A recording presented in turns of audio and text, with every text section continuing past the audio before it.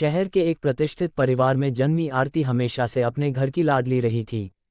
उसने उच्च शिक्षा प्राप्त की और आधुनिक विचारों वाली एक आत्मनिर्भर युवती बन गई।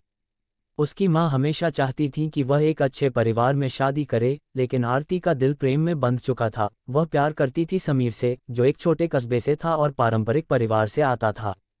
समीर की माँ सावित्री देवी एक रूढ़िवादी महिला थीं, जिन्होंने हमेशा पारंपरिक बहू की कल्पना की थी, जो सिर झुकाकर रहे, घर के काम में निपुण हो और परिवार की सेवा में समर्पित हो। जब उन्हें पता चला कि उनका बेटा एक वेस्टर्न बहू लाने वाला है, तो उनका दिल बैठ गया। शहर की लड़की घर कैसे संभालेगी?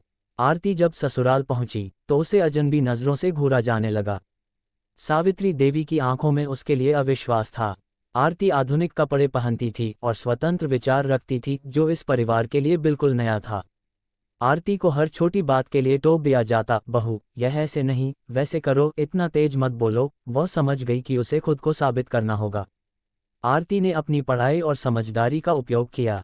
उसने घर के सभी सदस्यों के स्वास्थ्य की चिंता करते हुए उनके लिए एक डाइट चार्ट बनाया, जिसमें पारंपरिक खाने को हेल्दी तरीके से बनाया गया। उसने गांव की महिलाओं को आत्मनिर्भर बनाने के लिए एक सिलाई केंद्र भी शुरू करवाया, जिसमें सास ससुर का भी सहयोग मिला। सावित्री देवी, जो पहले आरती को केवल एक वेस्टर्न बहू समझती थी, अब उसकी सोच और मेहनत को देखने लगीं। एक दिन जब पड़ोस की महिलाएं कहने लगीं, सावित्री जी, आपकी बहू तो बड़े शहर से आई है, उसे क्या पता घर कैसे संभालते हैं। तब सावित्री देवी गर्व से बोली, मेरी बहू केवल वेस्टर्न नहीं है, वह दिल से भारतीय भी है। उसने सास को दिखाया कि आधुनिकता और परंपरा साथ साथ चल सकते हैं। ये कहानी केवल एक बहू की नहीं, बल्कि उस परिवर्तन की भी है, जो प्रेम और समझ से आता है।